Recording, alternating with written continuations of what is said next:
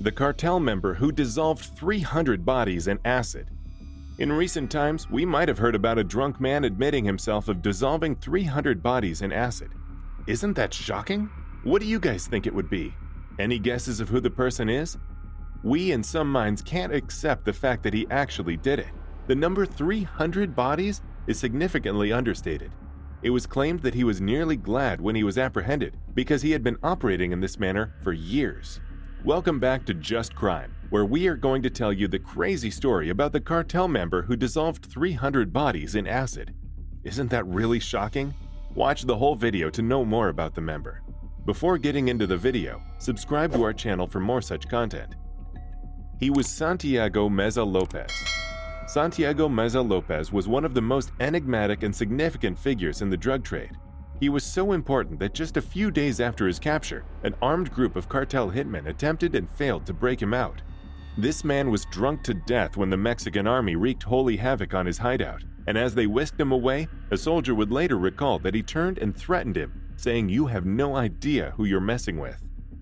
To understand how a man like Santiago became El Bocilero, you need to understand what a stew maker is and why that role is so important to the cartels. First, we need some context, and that context comes in the form of the event that followed. Now, if you're wondering why cartel members would bother to break out a man who was stupid enough to get captured, well, it was because Santiago was the legendary El Bocilero, the stew maker, the man who had mastered the art of making bodies disappear. It led to the division of his cartel into three distinct groups, one of which was the infamous Arellano Felix cartel, directed by the equally infamous Arellano brothers, Benjamin Arellano Felix and Ramon Arellano Felix. This dynamic duo controlled important trade routes from Tijuana into Baja California, routes that the Sinaloa cartel also desired. This rivalry predictably turned violent and brought about an era of violence unlike anything Mexico had ever known, with thousands of deaths, mostly of innocent people, as the cartels dumped their bodies into rivers, clogged up sewer systems, and hung them from trees. It was an eyesore until one day the bodies stopped. To the casual observer, this would be a good thing because fewer bodies often means fewer victims. However, people were still going missing.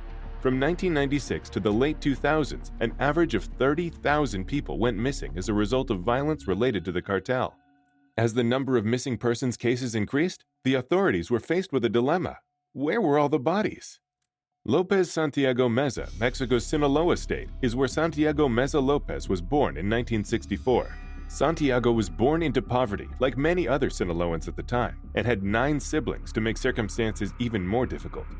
From an early age, Santiago learned independence. By the time he was an adult, Santiago had established himself as a mason, and he was so good at his work that, in the late 1980s, he caught the attention of some of the people who would later form the Arellano Felix organization.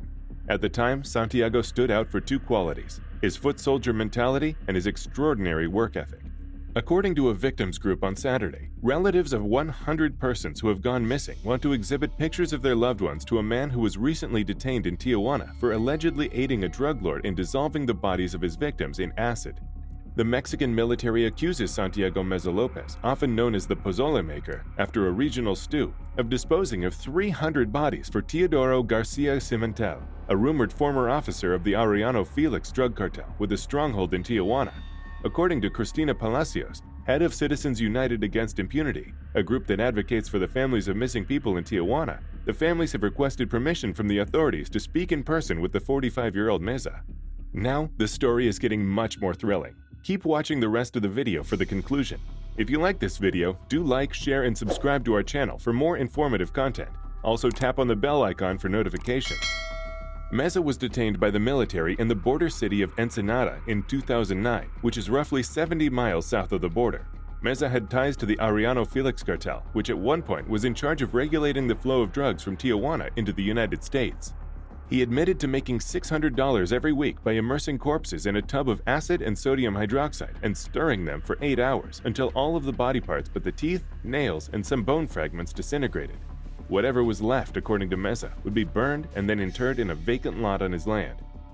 Meza reportedly told his family that he would rather undertake this kind of work than watch his kids starve to death. Investigators are said to have discovered 14,000 to 15,000 human remains buried on Meza's ranch after his arrest. Mesa was detained on Thursday and brought before the media on Friday in a cement block shack where he is said to have dumped many of the victims over a period of years. Mesa was forced to explain how he did it to the media, which included burying any remnants after putting the dead in huge plastic bins filled with acid. Mesa told reporters he assisted in disposing of 300 dead while being surrounded by soldiers. Mesa has not been put on trial. Investigators have not named any of the 300 victims they think Mesa is responsible for, nor have they offered any supporting documentation. Mesa was forced to explain how he did it to the media, which included burying any remnants after putting the dead in huge plastic bins filled with acid. Mesa told reporters he had assisted in disposing of 300 dead while being surrounded by soldiers. Mesa has not been put on trial. Investigators have not named any of the 300 victims they think Mesa is responsible for, nor have they offered any supporting documentation. Garcia had a lot to do with the kidnapping of several persons we are looking for, he stated, according to the group. According to Moreno, the detectives were looking for any potential remains in the hut and 2 other places. He declared that the California and New Mexico state governments will be contacted by the investigators for DNA testing equipment. According to Moreno, Mesa told investigators that his busiest month was December 2007, when he claims to have disposed of 32 bodies. According to the Attorney General, Tijuana likewise saw an increase in disappearances during that month. In recent years, homicides and kidnappings have increased in Mexico as cartels fight for control of the country's drug hubs and hundreds of troops are stationed there. More than 5,300 people died from drug-related violence last year, which is twice as many as in 2007. The U.S. Drug Enforcement Administration named Garcia as the main foe of Fernando Sanchez Arellano, the suspected cartel head of Arellano Felix, earlier this month. Mexican authorities attribute the rise in violence in Tijuana to the 2 men's power struggle.